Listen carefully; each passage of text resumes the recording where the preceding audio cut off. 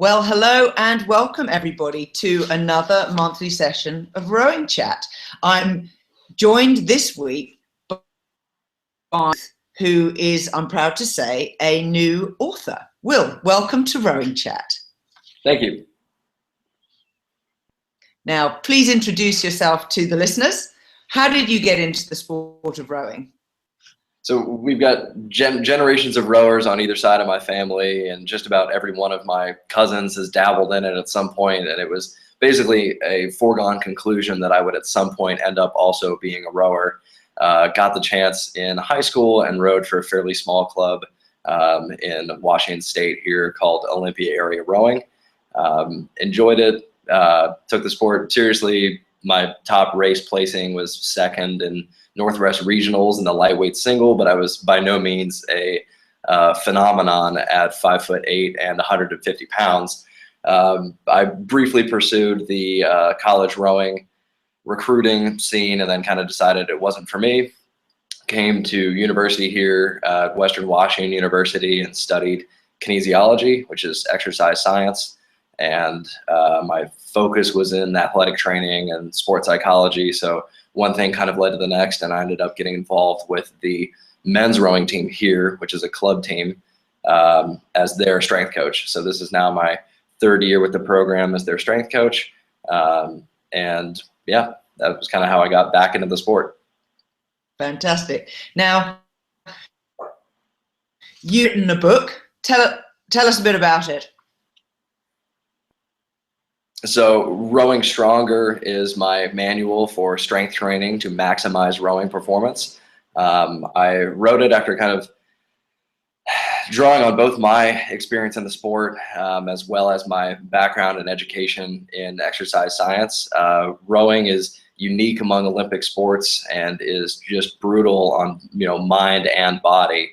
And the manual was my way of trying to help people prepare for the sport, not develop muscular imbalances, stay healthier, get better performance, and ideally provide a resource that I did not see out there for rowing, which is strength training specifically for rowers.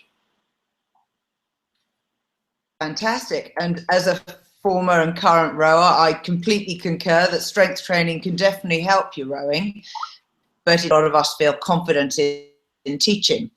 So what should a coach do before introducing weight training for the very first time?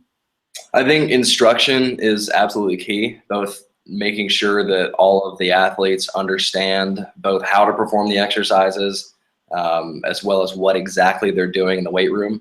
The first time I gave out a program for the college team here, I checked in with them after a couple weeks, and they all kind of were scratching their heads saying that they didn't actually understand how to read the program that I'd given them. So making sure that really everybody is both figuratively and literally on the same page, doing the exercises in the correct order, the correct sets and reps.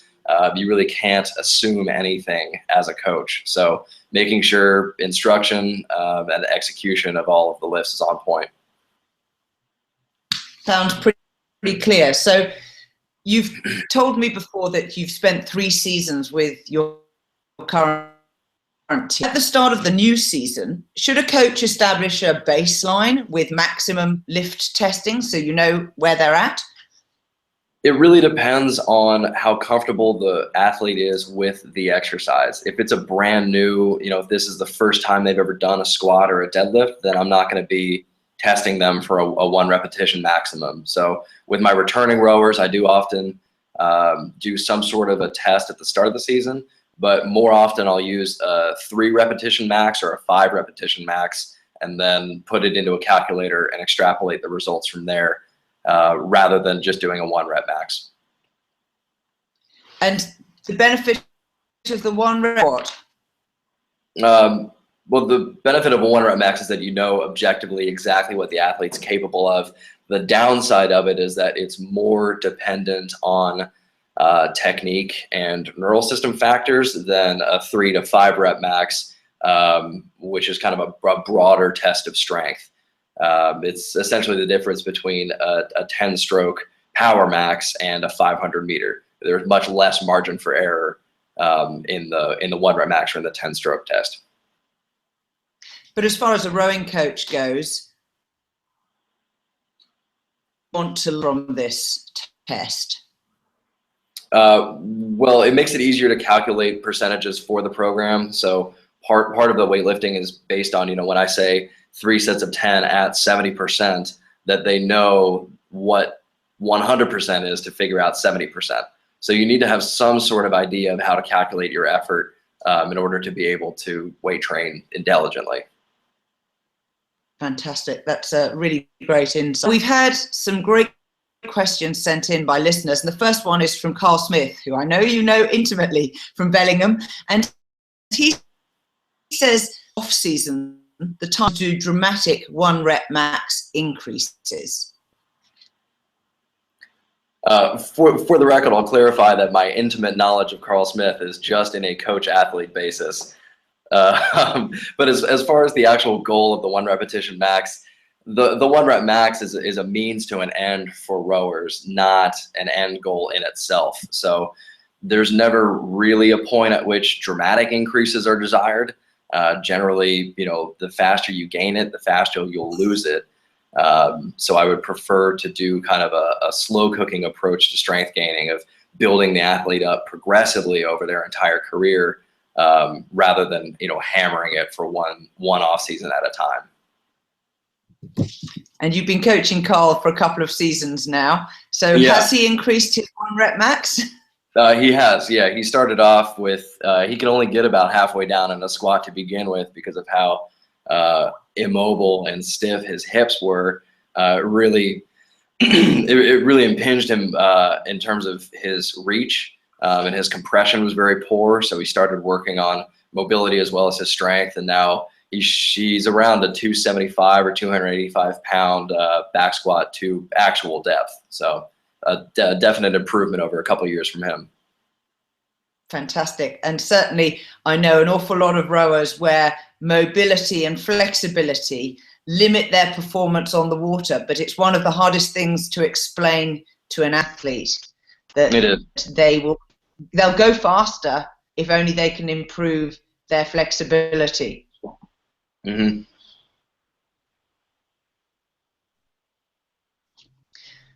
Now, Mike Ruth, who possibly is a relation of yours, who's from Olympia and the All Rowing Club, says, what are the limitations of weight training for rowing? That is almost certainly my father. I would say the limitations of weight training is that, kind of like you just said, being strong only helps you as much as your mobility, your technique allows. So we really need to make sure that all of the strength training is carrying back over to rowing, and that the athlete is both healthy enough and technically able enough to express that strength in the boat.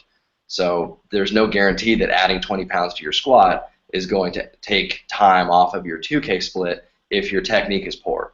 So excellent technique is the baseline for everything, and then the athlete's improvements can kind of go from there. So that would, I would say, be the limitation, is that if the athlete's not technically able enough to express their strength. So technique's a real key for you, isn't it? It was one of your motivators for writing the manual. And tell me about what you see and what got you going with on to correct lifting technique. From my own history, I developed a form of snapping hip syndrome while in high school, which is a hip injury that makes squatting as well as full compression fairly painful.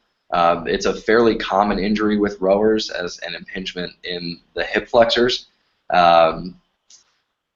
So proper execution both on the erg as well as in the boat or in the gym is especially important. And for me, I think that was definitely a motivating factor, was, how can we reduce the injuries, both short-term and long-term, from the sport, which is really my #1 reason to be strength training. #1 is injury prevention.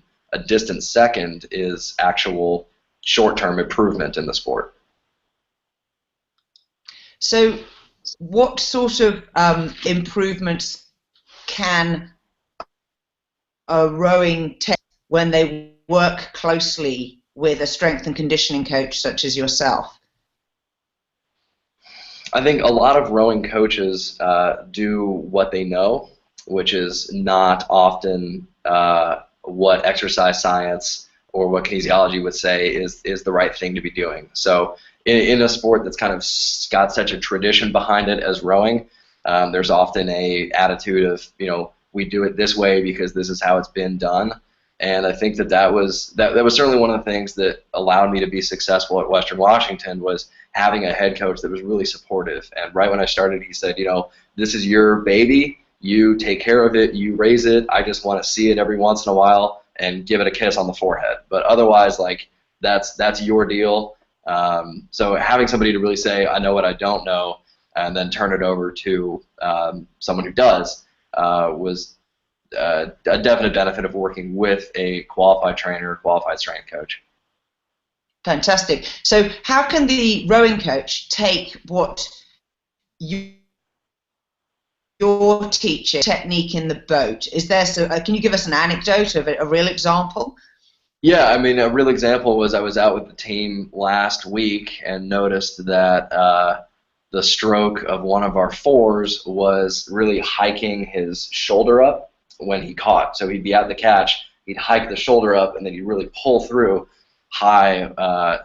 So I explained that what was likely happening was he was taking too much of the load on his trap muscles and not enough on his lat muscles, or the latissimus dorsi, which was then affecting his handle height as well as his pull through. Because he was hiked, he was pulling in very high. So I think finding a tangible way to say, here's how this manifests in the boat, and here's how we could fix that in the gym, is really critical to getting through to any athlete, as well as any coach, is making them see that direct transfer. So you going out in the coach boat with the rowing coach is really important then? Yeah, it is, and I think that was actually kind of a turning point in my relationship with that head coach, was when I was able to kind of pick certain parts of the form. And I think this was last year or the year before that when I was out with him. And I think there was kind of that moment of, oh, okay, he actually does know the sport and know what he's talking about, which is really key with working with any athletic population, is finding a way to relate and really knowing that sport to say, okay, I have credibility with this. I know what you're doing. Totally relate to that. So that's great. Now, Ruth James from Ironbridge Rowing Club in the UK in Telford asks, in your opinion, rowing-specific strength training exercises? Now, this Ruth I am not related to, for the record. But as far as the 3 best rowing exercises, I just wrote an article for Row Perfect of the 5 best exercises, so I'll condense that down to 3. I would say the front squat is definitely one, and the front squat is different from the back squat in that the weight is on the collarbone or on the shoulder. The pendlay row, which is basically an explosive version of a barbell row, and then the overhead press. And the reason for each of these is that the front squat allows many athletes to get to full depth, especially taller athletes have an easier time, and since rowers tend to be taller, I tend to use the front squat. The pendlay row has many of the benefits from a deadlift, but is a little bit more rowing specific in that the athlete actually follows through on the stroke of the lift, making it more rowing specific. And then the overhead press is really a great indicator of scapular function.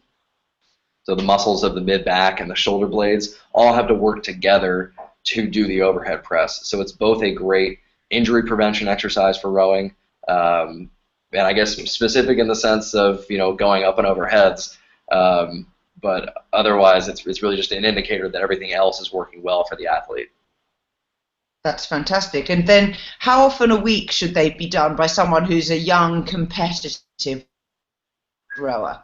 For young competitive or for masters rowers, I really recommend between 2 and 4 days a week of lifting.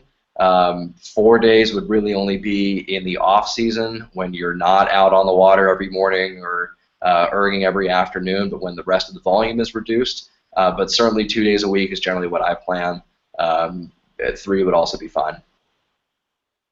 Now, in your manual, will you talk a little bit about whether to do a combined or a split lifting program where maybe one day you do upper body. How would that fit into the advice you just gave? It's really entirely up to the athlete. There's not much conclusive research one way or the other that this way is better than that way. So whatever works for both the weight room, I know especially with rowing, weight room access is more difficult than it is with other sports. So if you can get everybody in the weight room, if it's easier to do 2 full body sessions versus 1 upper, 1 lower, 1 full, as long as the end result is the same at the end of the week, it doesn't really matter which split you do. There's kind of, many ways to skin a cat. Fantastic. I think I use a slight variation on that particular phrase. Now, Harry Harrison from Tail and Bend has asked us about, what about the number of repetitions for rowers? Should you be doing low reps with heavy weights or high reps with lighter weights? I think it's a common misconception in rowing that because it's an endurance sport, you have to train with high reps to develop endurance. I go into this in much more detail in the book, but I use a top-down endurance system where I try to drive the athlete's strength up to make the rate and the pressure at which they row a smaller percentage of their maximum strength. So I believe in using low reps. One, for safety, because it's easier for an athlete to focus on 3 reps or 5 reps at a time rather than 15 or 20 reps. We often see degradation of form as the set goes on, so keeping things short keeps the athlete more focused as well. That's a really, really important point, and particularly I believe with less experienced athletes, you find that the technique fails faster and it's harder for them to maintain focus. Mm-hmm.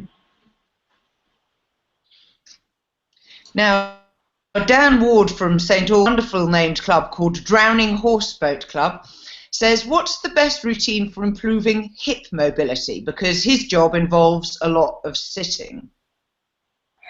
Yeah, the sitting job is an unfortunate reality of really any rower, whether it's a student, if you're desk bound or homework bound, or whether you're a full-time employee. So for one thing, I would say first, try to get up and move as much as you can during your job. If that's not possible, then got to do what you got to do. I wrote a mobility series for my website. It was a 4-part series. Each one focused on a different common area of pain or injury for rowers. One of those articles is specifically for the hip flexors. So as far as hip mobility, I've got a warm-up that we do before every session, as well as a stretching series specifically for hip flexors. So on my website, there's a whole article and video for that. Great, thank you for that. And what we'll do is we'll make sure, Dan, that we include that in the link and the show notes afterwards so that you can read that. Great. Now, myself, which is, should body or postural imbalances be corrected before you start weight training? I think it really depends on the severity of the imbalance. If the athlete is still able to move through a shorter range of motion correctly, then I think that it could be effective to have them still train while also developing mobility or fixing the postural imbalances. So less of one or the other, but more of what can we do for strength training and what can we do for the postural imbalances at the same time. Do you have an example you can give us of an athlete you've worked with?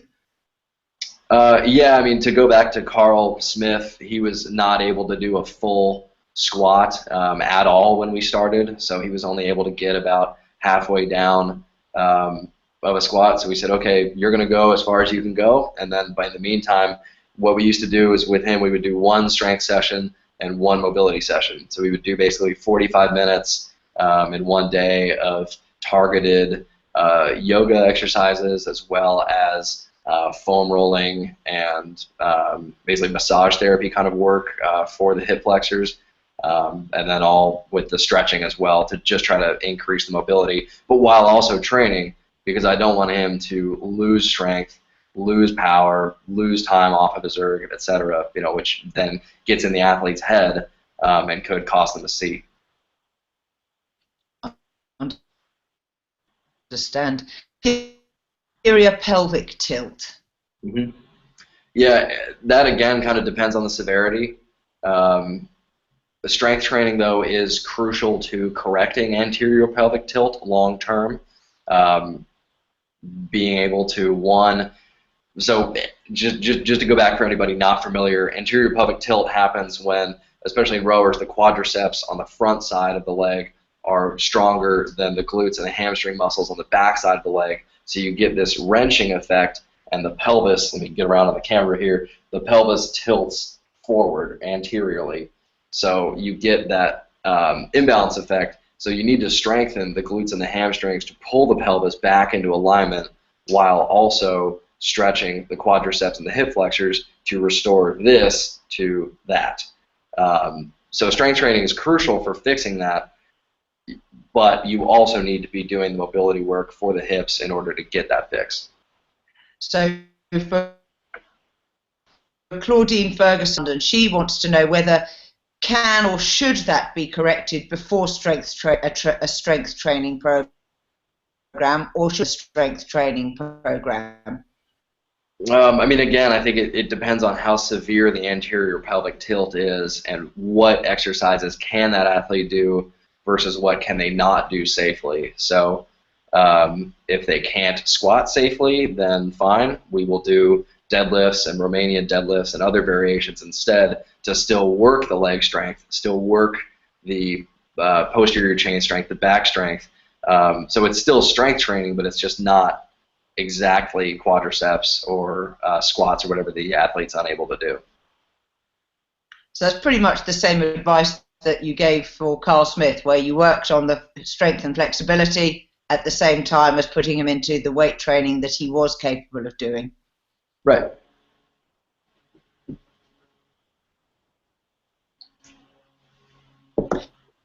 Very keen on free machine weights. Is there a reason?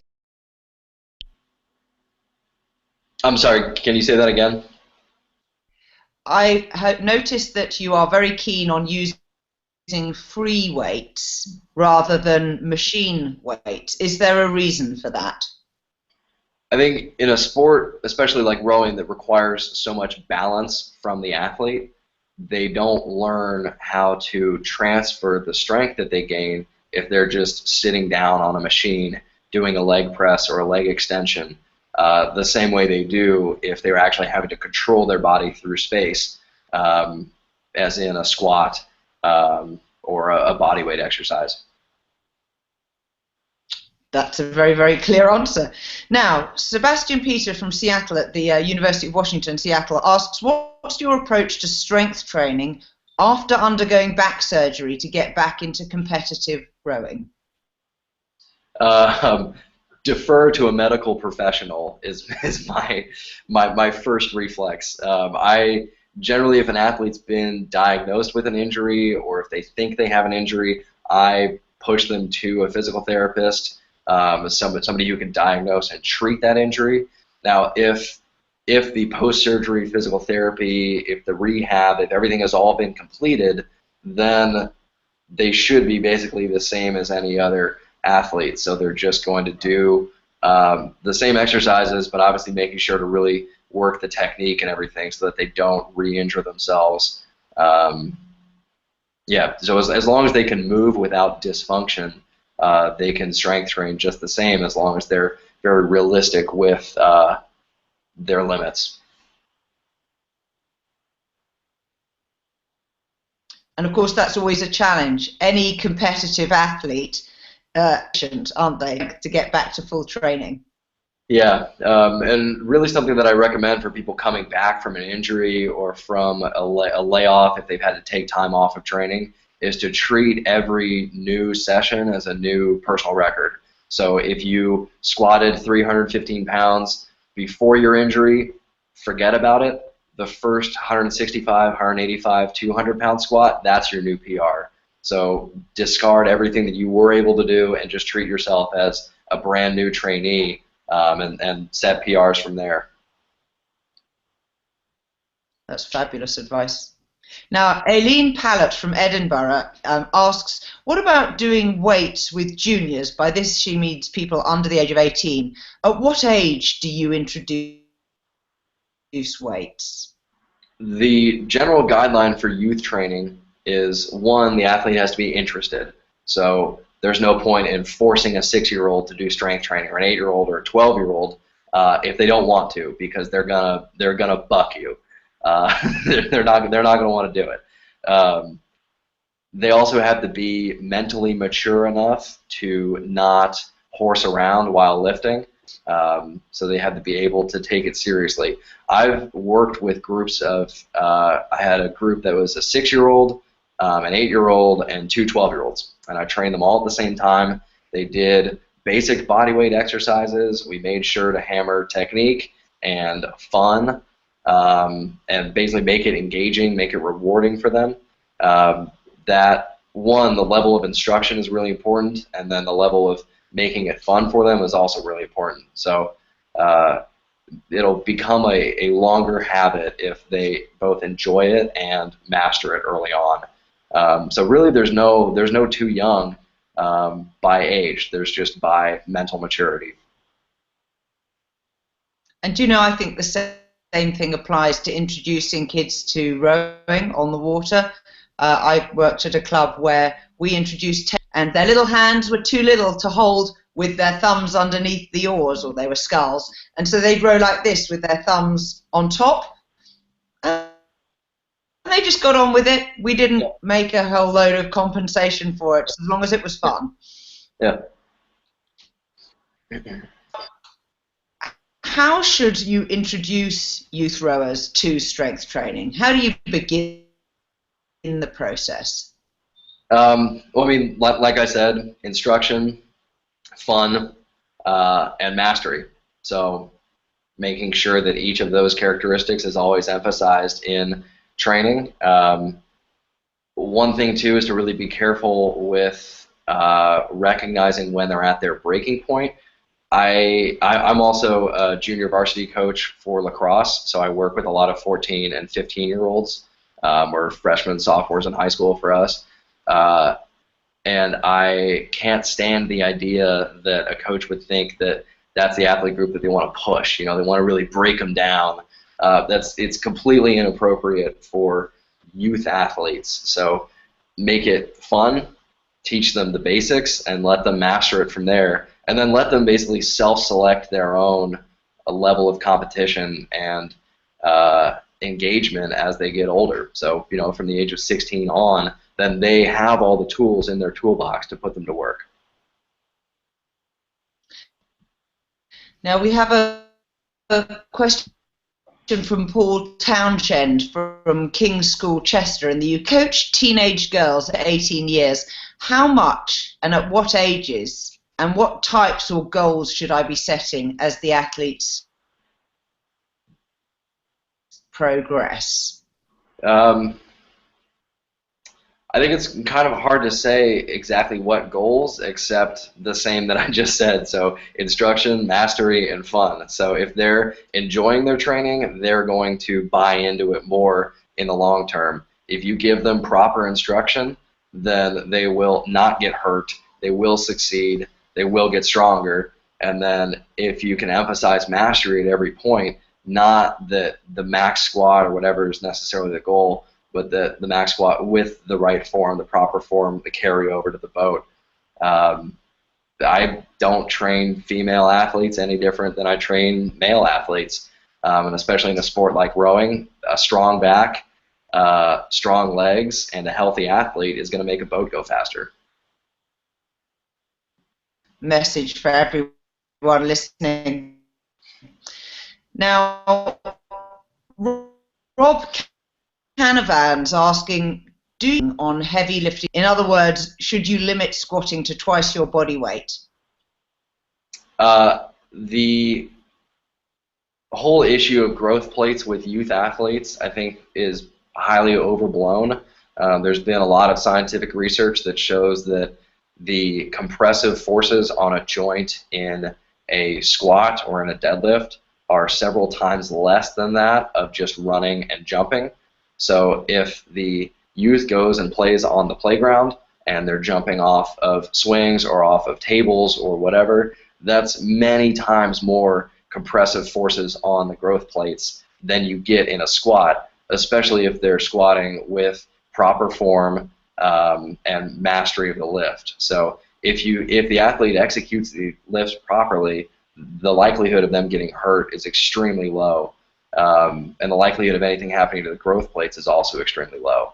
So I would say, one, as long as they're performing the lift correctly, there's not necessarily any limit on how much they can lift, as long as it's executed perfectly. And Rob also asks, is there a greater chance of injury with high repetition lifting? I actually think that there is a higher chance of injury with higher repetition lifting.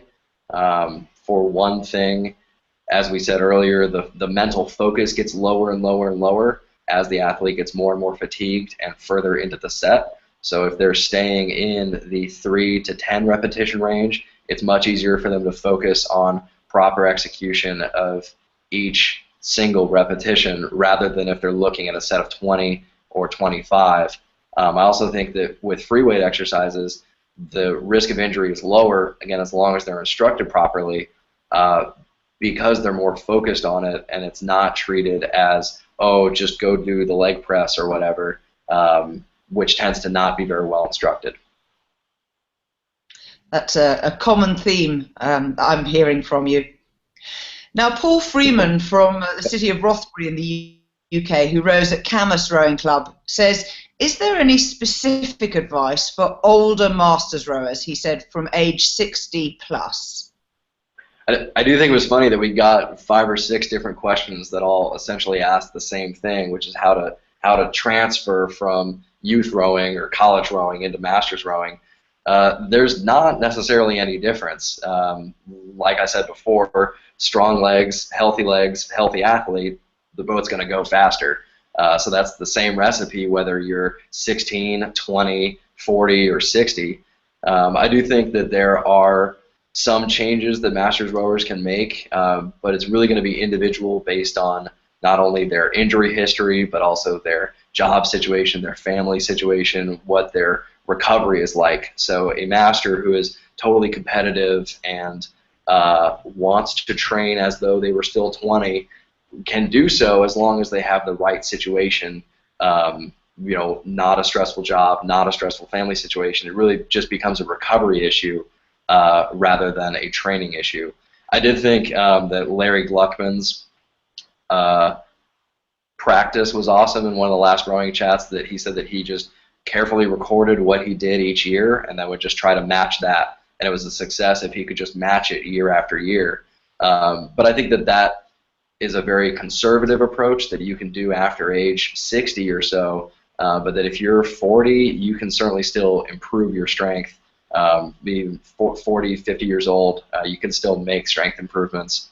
And training doesn't necessarily need to be that different if you're uninjured and can recover from your training. So to answer Richard Warren's question from Guildford Rowing Club in the UK, how should he adjust his to get older? You mentioned recovery is one issue. Yeah, recovery is one issue, so making sure to track what the athlete's doing in the gym. Recording is really critical to making all of this work. So I really believe that you can take a system like I've outlined in the manual. You can take the block periodization system, you can take this program or that program, but you need to tailor it toward your own situation, because the basic practice of strength training is going to be the same, but everybody has their own situation, their own routine, their own family situation, their own job situation, that they have to tailor their training a little bit to that. So careful recording is key to developing that process long term, making sure to write down, I did this, I did this. My rowers, when I print out the program for them, or when I send them the program, it has their body weight, how much sleep they got, and how enthusiastic about training they were. And I ask them to track that over time. So if they start to see that declining, then we know that they are probably under-recovering from their training. Under-recovering rather than overtraining? Right. So there's kind of two sides. There's overtraining and there's under-recovering. So you have to be able to look at your own training and say, okay, am I training too much, or am I just not recovering enough? And if you're running from one job to the next, or you're not eating enough during your day, or if you're in college and you're not getting enough sleep or the right kind of nutrition, then that could be more an issue of under-recovering and less an issue of overtraining.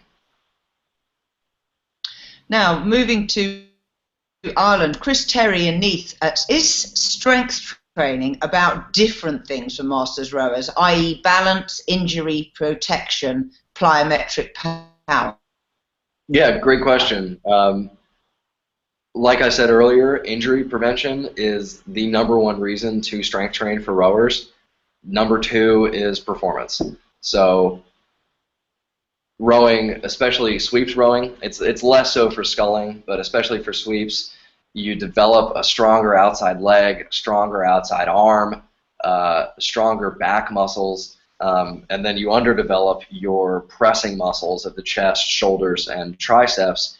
Long term, this leads to imbalance, gait problems, posture problems, long-term pain, and you start to see that level of wear and tear on the athlete's body. So it's all preventable by training what rowing doesn't train. So if you spend 12 hours or 15 hours or more training in a boat, you're developing your muscles to do one thing. You need to do some offset to undo and then redo, basically. So for masters rowers as well as for junior rowers or for college rowers, strength train to develop your inside arm, develop your inside leg, develop your pressing muscles, develop what rowing doesn't develop. That's fabulous advice. Now, Karen Clark's asking if you've got any suggestions for women in general and women over 50 in particular. I don't really. Like I said, male rowers, female rowers, masters rowers, junior rowers. It's all the same sport. You know, it's not like another sport where the demands are very different or the rules are different. 2,000 meters is 2,000 meters, and 6,000 meters is 6,000 meters. So really, the same demands are in effect, regardless of your age or your gender. That said, both for men and women over the age of 50, hormones are declining, so more of the strength results are going to come from motor coordination, central nervous system patterning, developing more effective nervous system. That can happen all the way through life. So just because your testosterone or whatever is not the same as what it once was, maybe you aren't building as much muscle, but your muscles are still getting more efficient, which will carry over to the boat. Dick Moores from the Grateful Oars Rowing Club asks, mentioned sculling.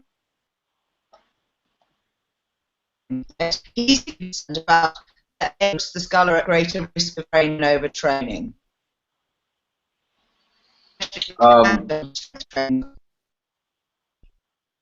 Sorry, you're just breaking up there.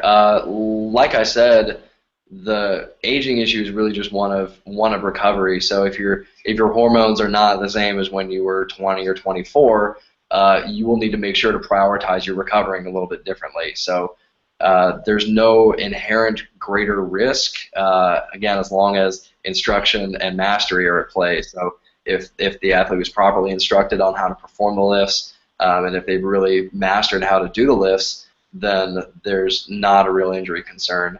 And then again, part of being a masters rower is making sure that you are recovering enough, that you're not overtraining, and that you're recording your training so that you can adapt as necessary.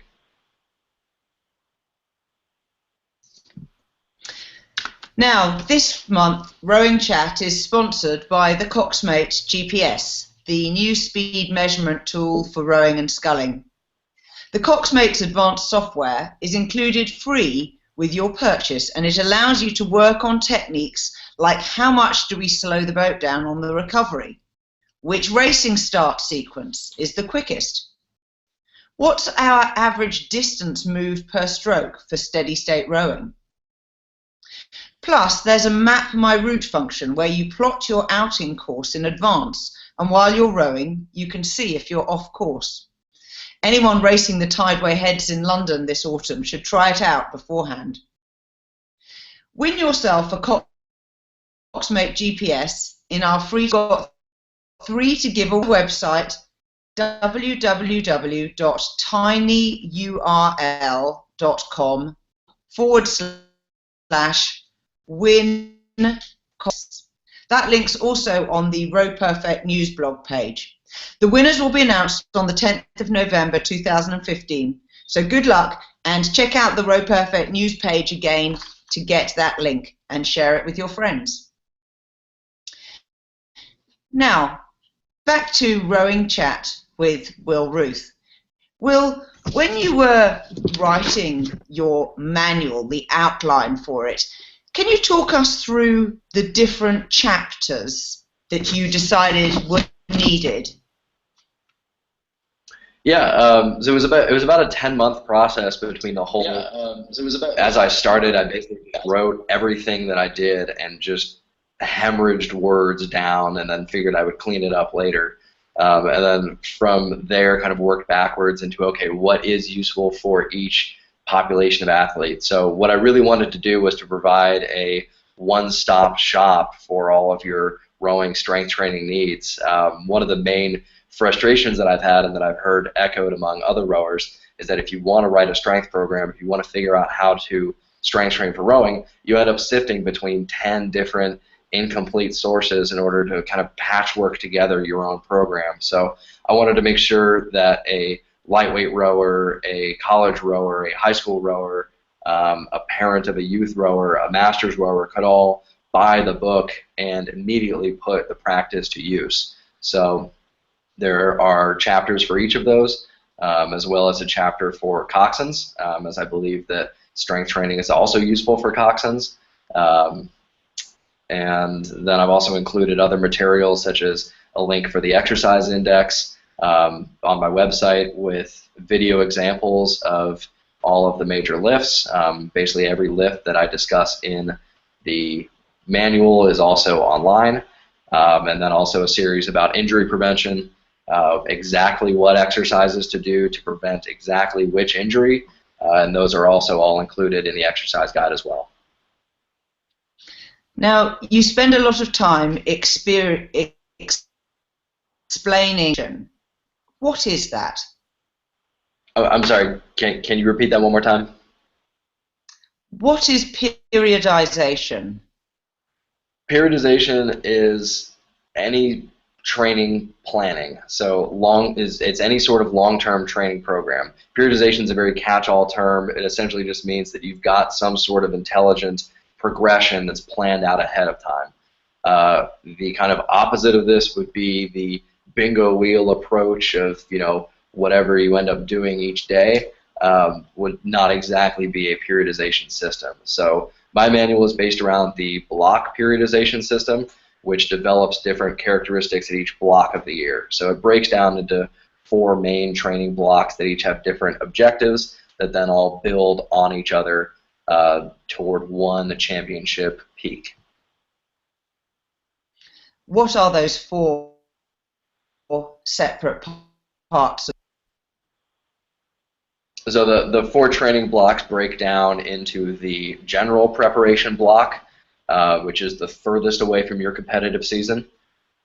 It's high cross training, low specificity, base building. Basically, this would be the time for cross training or steady state erging or playing a completely different sport. And then that moves into the specific preparation block, which would be, so this is all kind of designed around the 2K rower, but you can just adapt the seasons to fit the 6K rower or the endurance rower, whatever your competitive event is. So for the 2K rower, the kind of specific prep block would be the fall season, more endurance rowing, longer distances, not 2K specific, but a little bit more specific than the general prep block, but very much still building a muscular base and an aerobic base. That moves into the preparation block, which is preseason.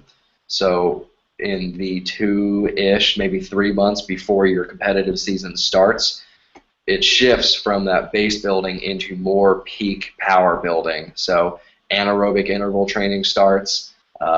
You can start doing higher resistance sprints. That's all kind of the rowing specific training. And then in the gym, you're doing more power training, fewer repetitions, but generally higher weight, and with explosive intent on all of the exercises.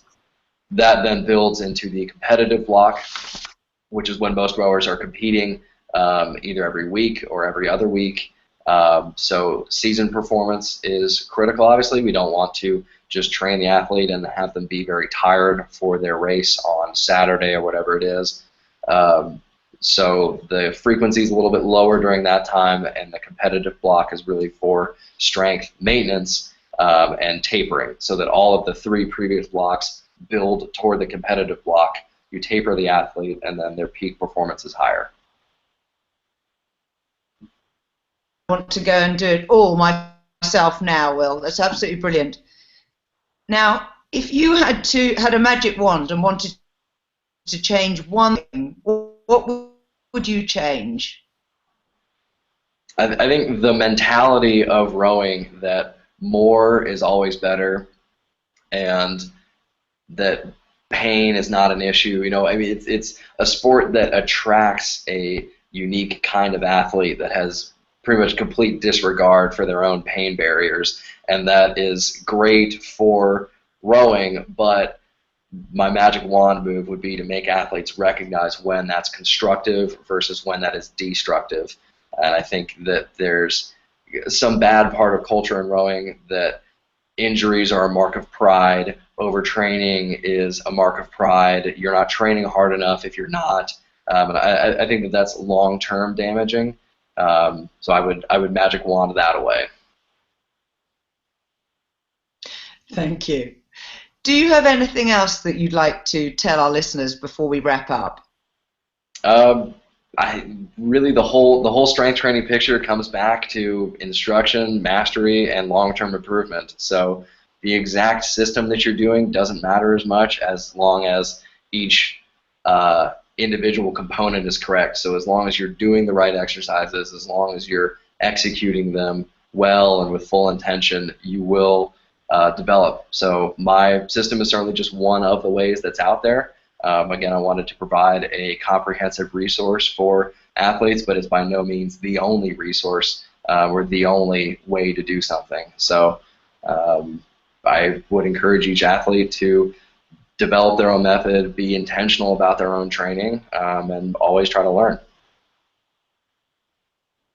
So you can get Will's book and the companion DVD with all of the lifts that he describes on the Row Perfect shop.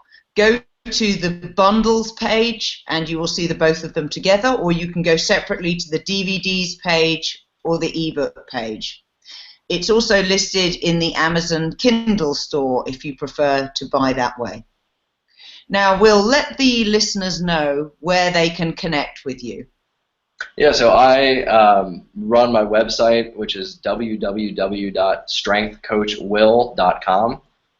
Should be pretty easy to remember. I usually post new articles on Mondays. Most of the time it's for rowing, but other times it'll be for other sports that I work with as well.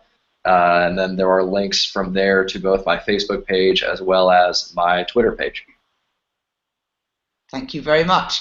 Now, our free prize draw winner this month gets a coaching session with Will, which can be face-to-face if you happen to be in the American Northwest, or over Skype if that's easier. And you can get onto that by joining the Row Perfect newsletter. We welcome comment new episodes of Rowing Chat, or if you've got any further questions about this episode, please send them to info@rowperfect.co.uk. Episodes at rowperfect.co.uk/rowing chat. Follow us on Twitter @RowPerfect, or on Facebook, RowPerfect UK. Or subscribe to our feed in iTunes, SoundCloud, or YouTube. Just search for Rowing Chat. And if you've enjoyed this episode, please leave us a review and share this with your club mates, which will help other rowers get more enjoyment from rowing. For more information about RowPerfect UK and its educational services for coaches, coxswains and athletes, go to rowperfect.co.uk. Till next time, bye-bye.